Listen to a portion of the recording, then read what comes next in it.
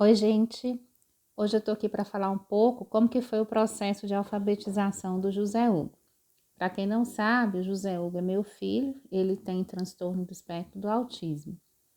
Na época que ele foi alfabetizado, eu já sabia o diagnóstico, mas ainda não era psicopedagoga. Só que eu percebi que ele estava tendo muita dificuldade para se alfabetizar através dos métodos tradicionais de ensino. Então eu tinha que perceber qual era a forma que ele aprendia. E aí eu lembrei que todas as vezes que eu tive que ensinar algo para ele, algum comando, eu tive que usar uma forma mais concreta. Eu lembrei de um episódio que eu vou contar para vocês, que quando eu pedia ele para apagar a luz, ele pulava. E eu ficava ali sem entender o que ele está pulando. Eu falava, apaga a luz, Zé. E Zé pulava. Aí eu tive a ideia de pegar o dedinho dele, ir no apagador e falar apagar e acender a luz. Daí para frente eu não precisei falar mais, ele aprendeu. Então eu percebi que ele era um aprendiz mais visual.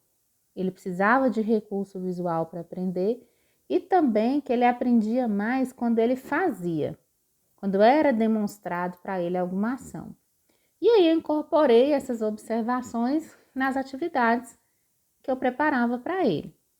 E aí comecei a apresentar as letras, os sons, as sílabas, as palavras e só depois os textos.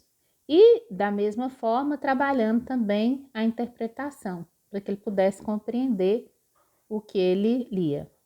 Deu certo, ele aprendeu a ler, ele aprendeu a escrever, ele é alfabetizado.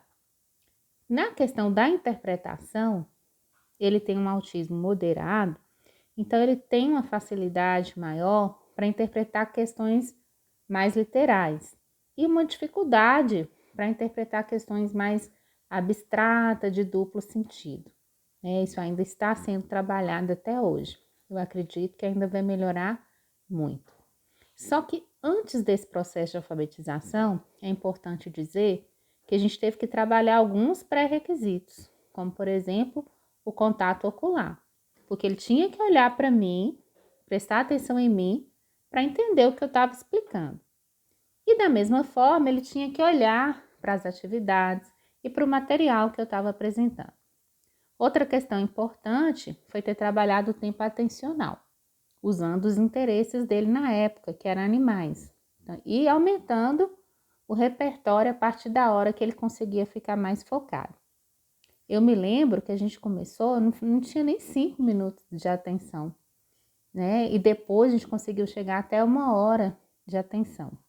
Então, assim, foi muito bom o processo, ele conseguiu, e eu creio que muitas crianças, muitos adolescentes também podem conseguir.